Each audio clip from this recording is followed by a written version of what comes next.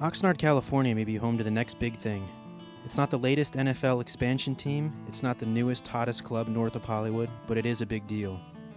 It's so big, in fact, it's super, but not in the way that you might think. The site of the old Halico Engineering Company could soon be added to the exclusive list of the nation's worst hazardous waste sites, the Superfund list. Right now, the federal EPA is considering whether to place the Halico site on the national priority list, commonly called the Superfund list, which is the worst of the worst hazardous materials, hazardous waste sites in the nation. Since 1965, Halico Engineering Company operated as a metal recycling plant sitting in the middle of the Ormond Beach wetlands in western Ventura County. The company's smelting of aluminum and magnesium left billions of gallons of wastewater, which was discharged into unlined settling ponds on the grounds. The solids left over were piled up into a slag heap which grew up to 40 feet high and covers 28 acres. The surrounding wetlands, home to 15 endangered species, is directly threatened by the heap and its contaminants.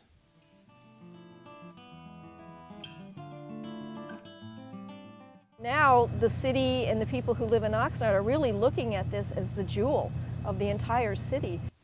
Kira Redman is the executive director of the Santa Barbara Channelkeeper, a nonprofit volunteer-run organization that works to protect coastal watersheds.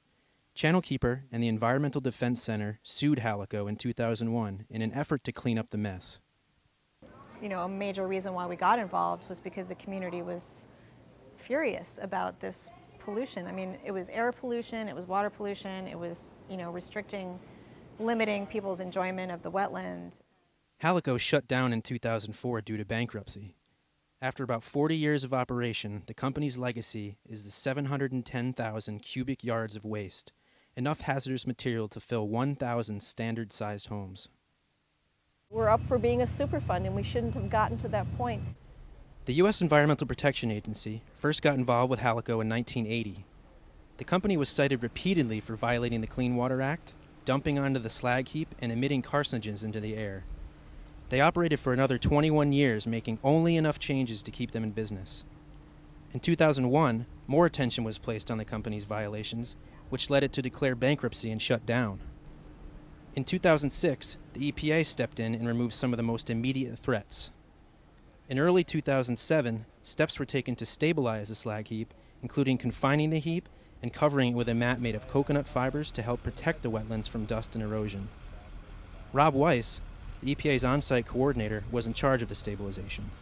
The first cleanup that was done was in August, and that was actually funded by the family who owned Halico under EPA order, and it was done under our oversight.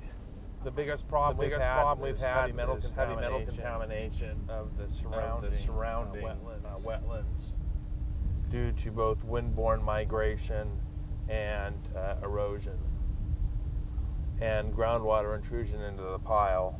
As far as just pure size, this is pretty big. But everybody right now, because we're all moving in the same direction, the jurisdiction doesn't matter. It's everyone working together, and it's really been wonderful to see, because after all these years of waiting and no progress at all, we've kind of gone from 0 to 1 mile an hour to 85 miles an hour in a matter of about a year or two. The federal EPA might make their final decision for the national priority listing or Superfund site in a few months, as I understand the system. The real difficult issue is not just listing it, but actually completing a plan on what to do there and implementing the plan, and more importantly, securing the funding.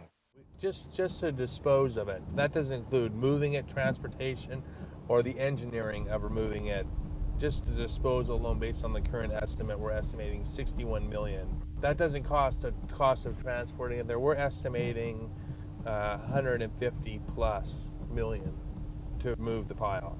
Just a question of political will at the federal level, and in the last few years, the federal political priority has been to send lots of our money elsewhere to other parts of the world instead of dealing with problems at home. So who's picking up the bill? Not the current owners of the property, Chickadee Remediation Company, who bought the property cheap with plans of cleaning it up quickly and turning it over to real estate backers Alpha Omega.